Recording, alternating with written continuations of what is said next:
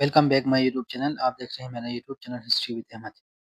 سکندر مرزا کی پیدائش 13 نومبر 1899 کو برطانوی ہندوستان کے صوبہ بنگال موجودہ مغربی بنگال بھارت کے ضلع مرشد آباد میں ہوئی۔ ان کے والد صاحبزادہ سید فتح اللہ مرزا اور دادا نواب منصور علی خان تھے، جو مرشد آباد کے آخری نواب تھے۔ خاندان بنگال کی روایات سے جڑا ہوا تھا، لیکن انگریزوں کی غلامی کے دور میں ان کی جائیداد اور حیثیت محدود ہو چکی تھی۔ سکندر مرزا نے اپنی ابتدائی تعلیم مرشد آباد میں حاصل کی، پھر بمبئی کے ایلفین اسٹون کالج میں داخلہ لیا۔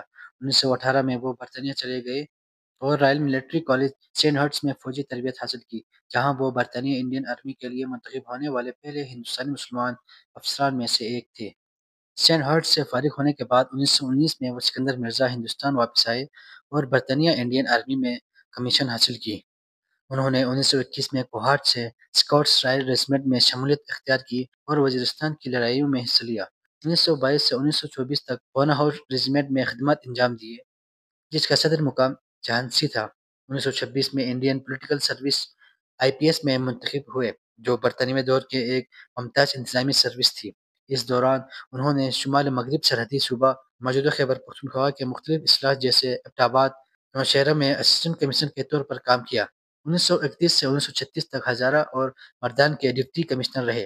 1938 میں خیبر کے پولیٹیکل ایجنٹ اور 1940 میں پشاور کے ڈپٹی کمشنر مقرر ہوئے، جہاں انہوں نے دوسری جنگ عظیم کے دوران قبائلی علاقوں کی نگرانی کی۔ 1942 میں حکومت ہند کی وزارت دفاع میں جوائنٹ سیکرٹری بنے اور 1945 تک اڈیشہ میں خدمات انجام دیے۔ قیام پاکستان 1947 کے بعد سکندر مرزا کو پاکستان کی وزارت دفاع کا پہلا سیکرٹری مقرر کیا۔ انہوں نے 1947 سے 1948 کی کشمیر جنگ اور بلوچستان میں علیحدگی کی ناکام کوششوں کی نگرانی کی۔ 1951 کے راولپنڈی سازش کیس میں بھی ان کا کردار اہم تھا، جہاں فوج کے افسران پر کمیونسٹ سازش کا الزام لگایا گیا۔ مئی 1954 میں مشرقی پاکستان کا گورنر بنایا گیا، جہاں انہوں نے 1952 کی بنگالی زبان تحریک سے پیدا ہونے والے بحران کو کنٹرول کیا۔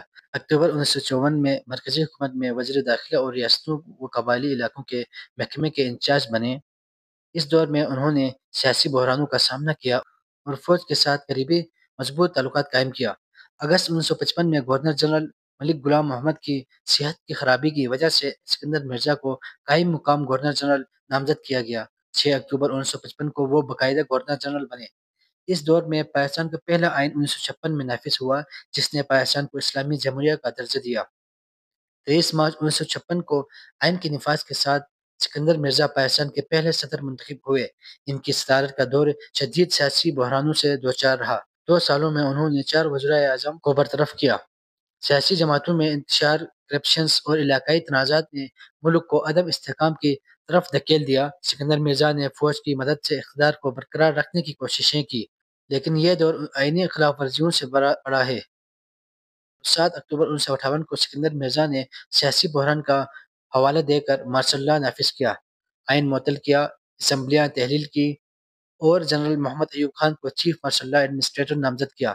یہ پاکستان کی تاریخ کا پہلا مارشل لا تھا۔ تاہم 20 دن کے بعد 27 اکتوبر 1958 کو ایوب خان نے فوجی دستے ایوان صدر بھیج کر سکندر مرزا کو برطرف کر دیا اور انہیں ملک بدر کر دیا۔ سکندر مرزا کو ملک کے مفاد میں پاکستان چھوڑنے پر مجبور کیا گیا۔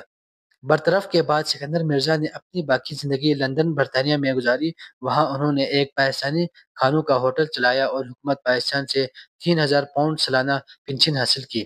ان کی مالی حالت کمزور تھی اور وہ تنہائی میں رہے۔ 13 نومبر 1969 کو اپنے 70ویں یوم پیدائش پر دل کے دورے سے لندن میں وفات پائے۔ کی وصیت کے مطابق تدفین ایران کے دارالحکومت تہران میں سرکاری اعزاز کے ساتھ کی گئی، کیونکہ اس وقت کے پاکستان صدر جنرل یحییٰ خان نے ان کی میت پاکستان لانے سے انکار کر دیا تھا۔